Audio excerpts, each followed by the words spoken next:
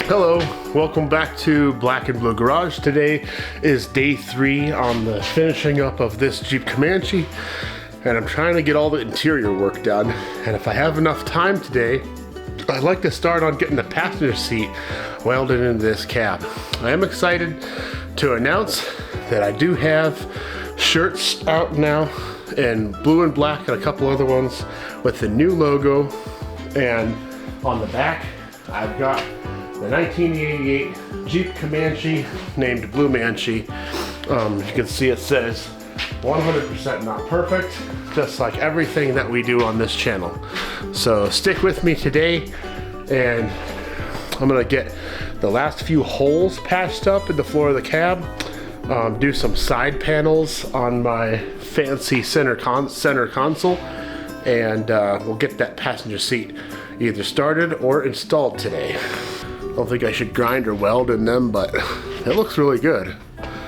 I would have been happy if the pocket decal was a little bit over, but it doesn't look horrible. I can't see it. I'll look at it later. And by the way, if you want shirts, stickers, and other stuff, I'm adding stuff every month. Go ahead and click on the link below and it'll take you to my online store. You could buy one for yourself. Something that makes this a little bit tricky is that the exhaust comes really close to the floor right here, and so I cut a hole so that it wouldn't be rubbing up against the exhaust, but also so that I could get to this bolt. It's the only bolt I can't get to with the exhaust fully assembled on the truck. And so I'd like to use rivets to put a square over this. That way, if I ever need to take the exhaust off, which I probably might one day, I could just drill out the rivets and then re-rivet it back to where it was. And then I also need to make a cover right here, and that's going to be a challenge because I messed up and moved the square over, cut the hole. It also kind of swoops out this way. I'm thinking that if I use this same galvanized sheet metal, it'll be good enough. It's not like a structural part of the cab. I just need to keep fumes and stuff out. And then if I do any kind of sound deadening over here, I'll just go sound deaden right over it. This hole here is, by the way, if you missed the last video, it's just so that I could get these powertrain lines screwed into the transmission. So I've been using foam board for quite a while for stuff like this. I can instead of using cardboard, you know, the joke is cardboard assisted design, I could just take some foam board like this, and it's easier to cut and manipulate for me because we build airplanes out of this stuff. So little toy airplanes, that is. I'm gonna start off like this, and then free up some space over here. That.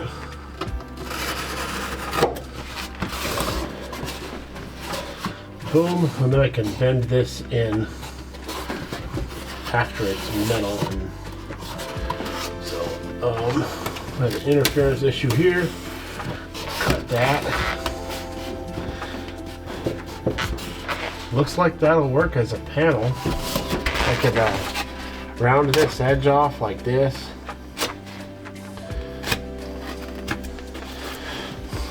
And then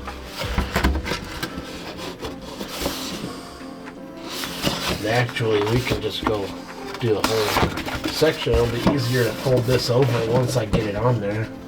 Oh yes, that'll do just fine. Let's round these corners off a little bit.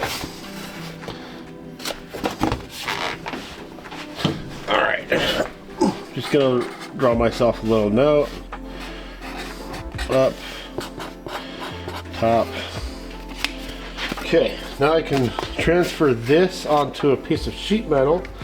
That really thin galvanized stuff worked really good yesterday. Easy to manipulate.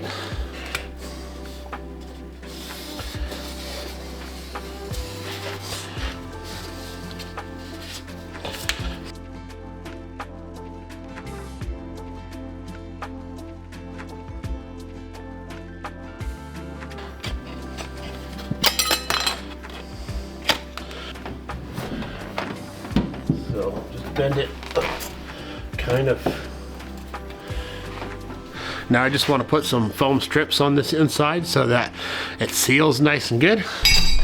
If you had 22 gauge sheet metal and some rivets or even some tack welds, you could put some seam sealer around this and it would be a little bit more permanent.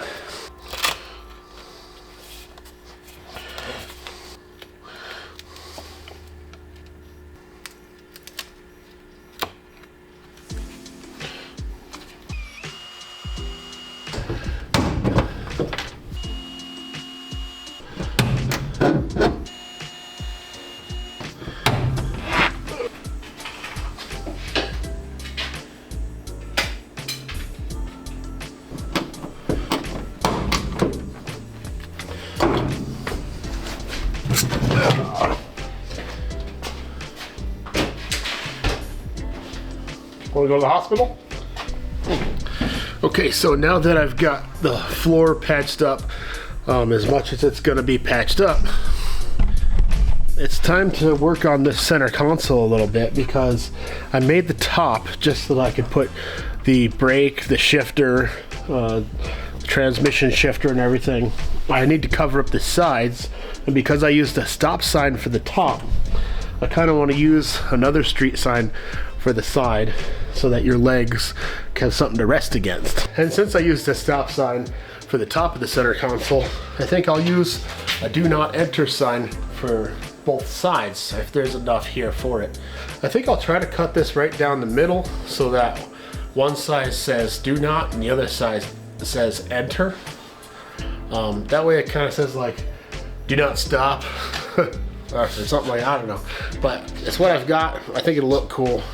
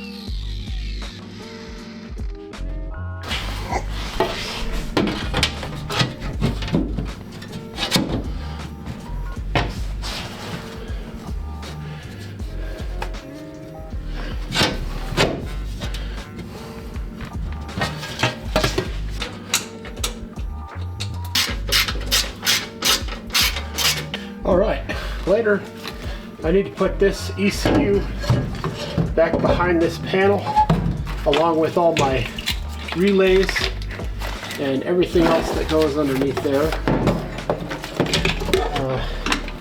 And this one. But for now, next order of business, I believe, is to make sure the heater that I bought fits behind the passenger seat. It's starting to get more and more tight in there the more crap I put in there. Heater units that you could buy, you see them on Jags. I believe this one is a Chinese version, but it's got a double squirrel cage fan on the back, and then it's got a heater core on the front. So it's got everything that you would have in your regular vehicle for a heater.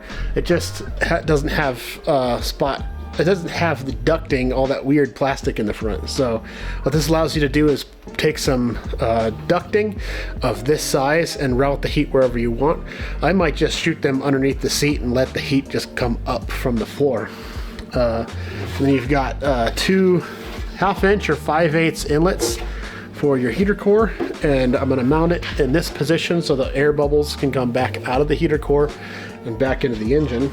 Then I've got these wires, and since this is gonna be mounted right behind the passenger seat, right behind that's the battery and the power distribution area, so I can ground it wherever I want. I can use my power wire to right through the back of the cab with the rest of the wires and hook up to my power distribution panel. And then this little potentiometer is just a potentiometer with stops. Can you hear that? Just fan, low, medium, high. I can take this switch, extend these wires. Oh, it's got a little fuse in it. Fancy. Extend these wires all the way to the dash, and I'll mount this in the dash somewhere so I can turn my heat on. I got this neat camera dolly right here that clamps to my desk so that I can shoot videos straight down, because otherwise you get these tripod legs in the way, and that's kind of annoying. It doesn't make for a great video, and not that I need it right now, because obviously my counter is a complete mess, which is disgusting, and my apologies, but I just wanted to see if I get this thing to work. Okay, hi. Now we've got a facing down video, which is kind of cool. Let's start taking this thing apart now. See what that will involve. I'm hoping that just this top cover will just come off.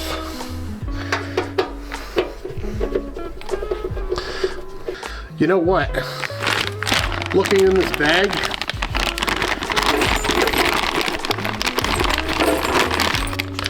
this has 2 brackets so that you can mount it,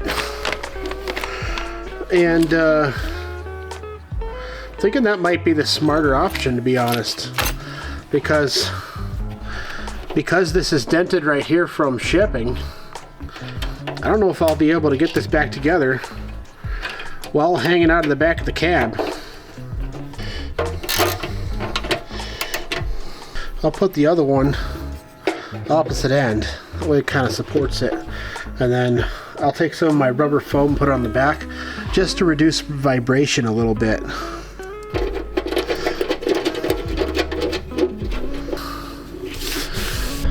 What's cool about my camera mounts is that I can switch from this one back to the tripod without having to undo any screws, which is nice.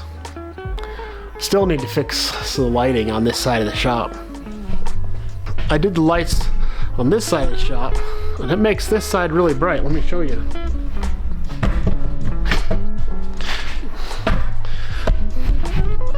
This side of the shop is amazing, and I just have 2 LED lights up there.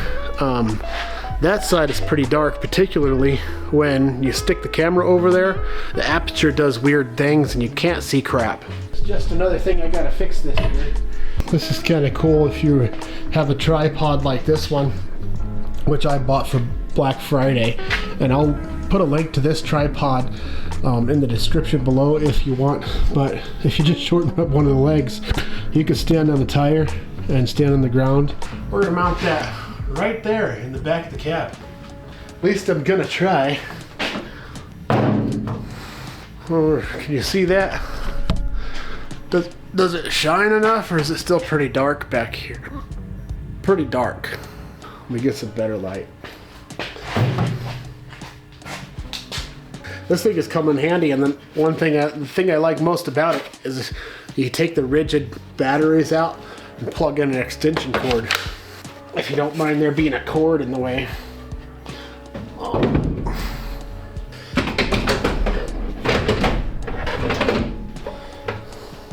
Oh yeah, I like that. Okay, take this thing. Now I want to stick it right about here. Not sure what I want to do.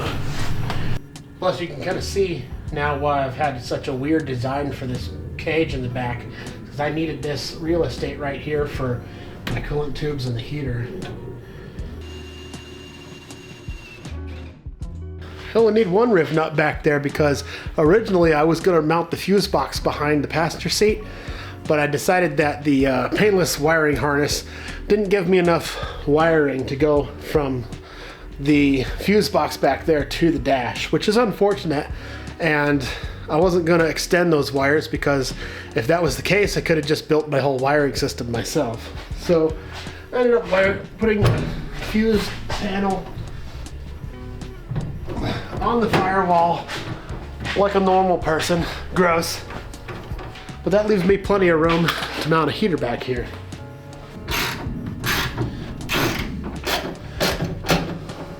I should get an extension. That's much easier. I think that's an 18-inch extension. Yeah. Let's see if this thing actually works. Put it on the lowest setting. We'll put this on the power. Yeah, on this one.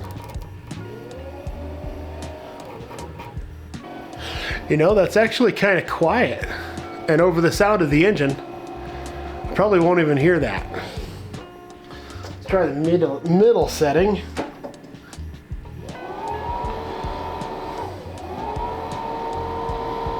I can see it blowing dust around on the ground. Let's go high fan.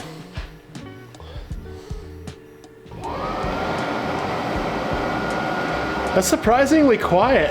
And if the bearings last, they should stay that way for quite a while. I'm digging that. What do you think? The old heater.